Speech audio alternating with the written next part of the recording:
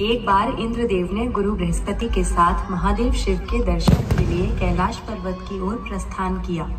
जब महादेव को उनके आने का पता लगा तो वो इंद्र की परीक्षा लेने के लिए एक जोगी का रूप धारण कर उनके रास्ते में बैठ गए। इंद्र ने जोगी रूप में शिवजी से पूछा, अघोरी, देवराज हूं मैं, हटो मेरे मार्ग से। इंद्रदेव, तुमने मेरे राज्य में बाधा डालने का दुस्साहस कैसे किया? शिवजी क्रोधित हो उठे। क्रोध के कारण उनके नेत्र लाल हो गए। अब तक गुरु बृहस्पति समझ गए थे कि जोगी के रूप में स्वयं महादेव हैं। उन्होंने शिव जी से विनती की कि वो इंद्र को क्षमा कर दें। उनकी विनती को स्वीकार कर शिव जी ने अपने नेत्र समुद्र की ओर कर दिए। शिव जी की क्रोधाग्नि से समुद्र से एक बालक उत्पन्न हुआ। वो बालक बहुत जोर जोर से रोने लगा। उसके रोने की ध्वनि से संपूर्ण संसार बहरा हो गया। सभी देवता परेशान होकर ब्रह्मा जी के पास पहुँचे। तब ब्रह्मा जी उस ध्वनि का अनुसरण करते हुए समुद्र तक गए और बालक को गोदी में उठाया। इसका जन्म समुद्र देव के गोद में हुआ है, इसीलिए ये जलंधर के नाम से जाना जाए।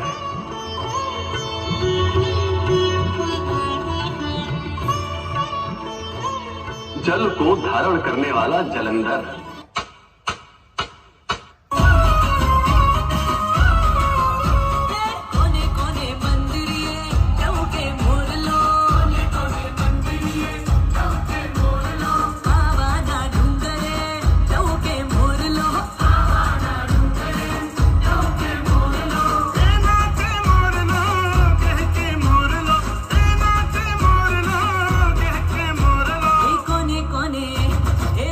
कोने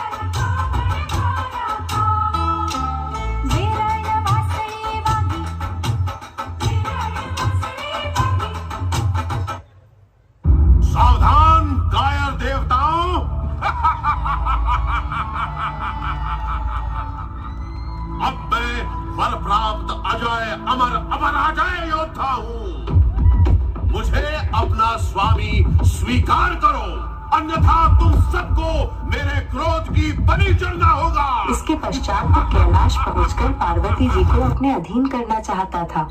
यह देख पार्वती क्रोधित हो उठी।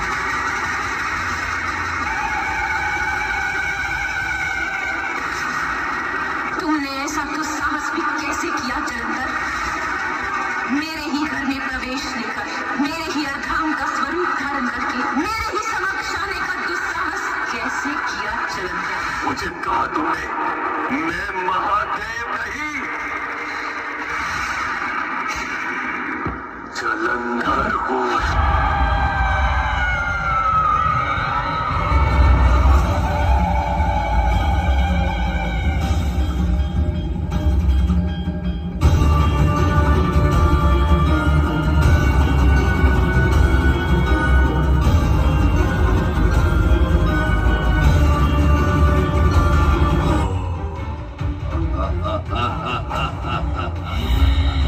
कहा था ना मैंने, मैं सर्वश्रेष्ठ जलंधर हूँ। अनेकों असुरों का रक्त बहा चुकी हूँ मैं। कोई भी दुष्ट मेरे प्रहार से सुरक्षित कभी नहीं रहा। फिर इसका अंत क्यों नहीं हो रहा है?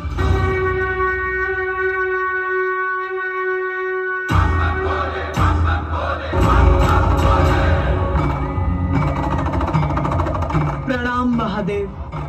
प्रणाम देवी काली। आप इसको इसका दंड दे चुकी हैं। अब मेरे हाथों इसका अंत शेष है, इसलिए आपका यहाँ से प्रस्थान करना ही उचित है। उचित है महादेव।